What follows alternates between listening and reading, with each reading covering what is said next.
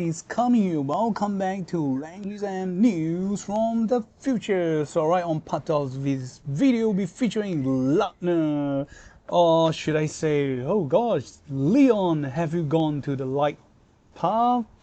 Yeah, but it definitely looks like from certain angle it definitely gives me the vibe that this is like Leon who instead of becoming a knight of the Imperial army, he become a holy priest of the glory of light, aiding his eternal rival Elwin. But okay, just kidding.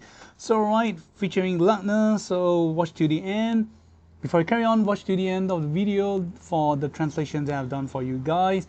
And before I carry on, a very great thanks to information shared and provided by the Langrisser mobile app. So let's get started.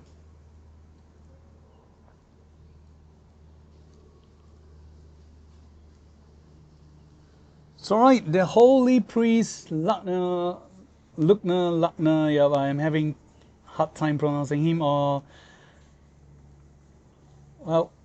should we call him, just call him the fake pope? Yep, because that's his role in the game, that guy. So right, before I talk about his talent, we'll be talking about his faction. So he's from, again, reincarnation and glory of light and strategy. So it's kind of rare right now to have strategy, or should I say most strategy factions characters are not that strong, but I definitely believe he is kind of like a first strong healer for both strategy and reincarnation. I gotta say, Florentia is not really like a full on healer. She's more like a semi healer and attacker. So right, we'll be going on Lugner's talent because it's very long, and I gotta say he's definitely highly suggested by the pros community that he may be the key to revive the AoE meta because of his talent and skills, which he can kind of jam enemy. He can actually jam both single target or AoE, however that based on the current meta, most players are going on single target, so it's easier to guess what the enemy is going to do, and thus it's easier for Lugner to cast restrictions against them, and we'll be finding out what it is all about. Alright, so Lugner's talent, we'll go with Radiant Rule or Radiant Commandment. So Radiant Commandment sounds better, but well, it's kind of lengthy, so I'm gonna go with Radiant Rule first.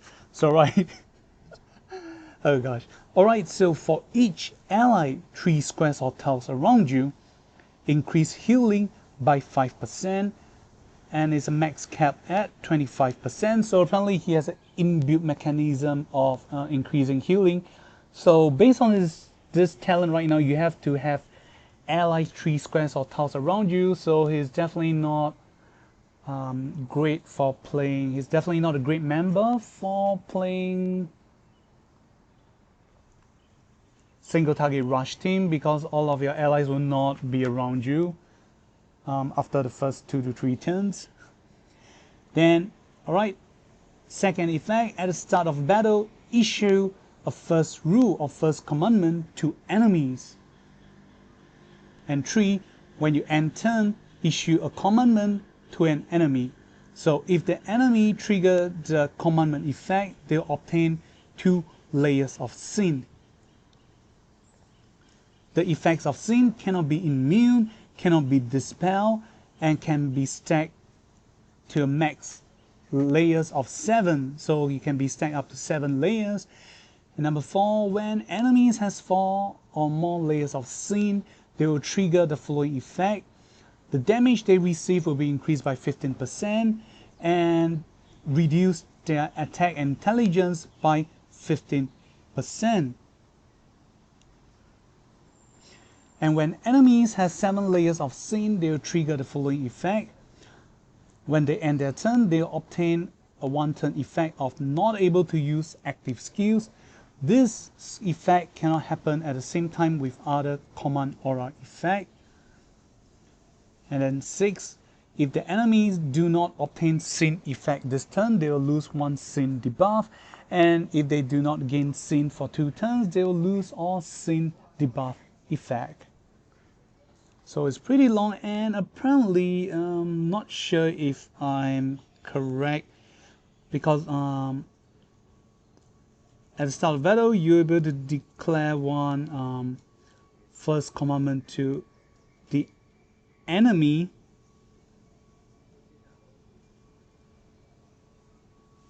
The first commandment effect should be different from just commandment effect as shown here, because the wording is here.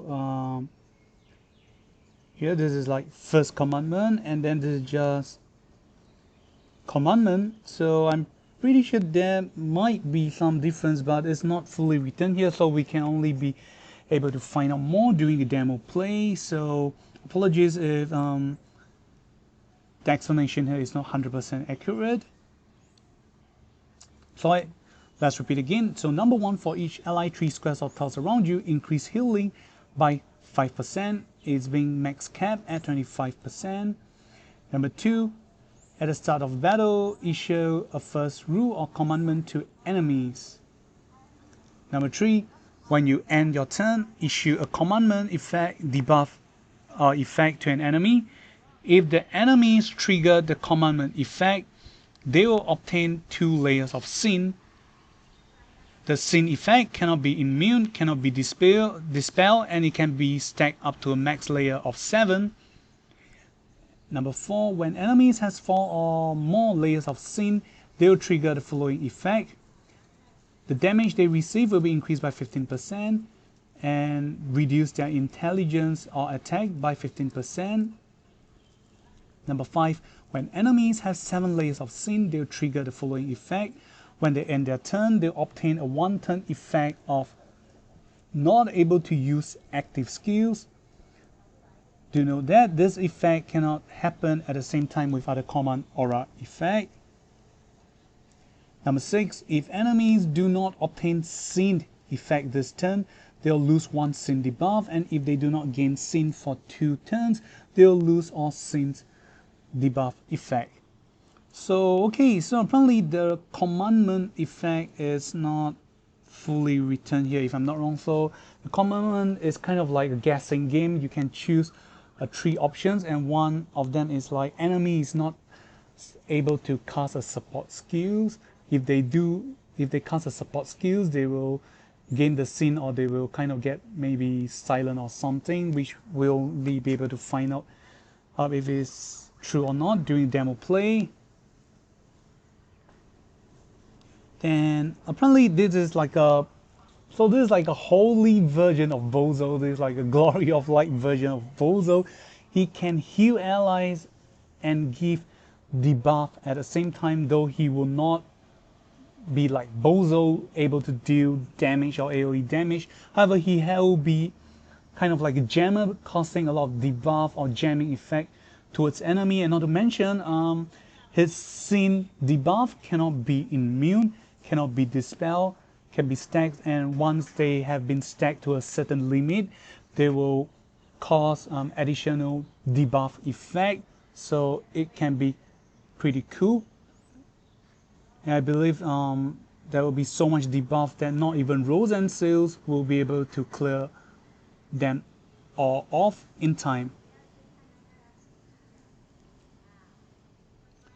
So like usual, we'll be only going through the exclusive skills, and the rest will be during the demo play. So there's an initial path. So his initial path already has gave us a new exclusive skill 1. So this is a skill.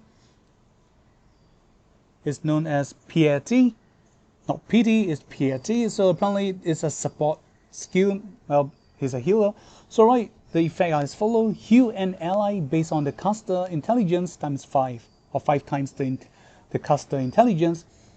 And second effect, apply to the hue unit, Pieta effect,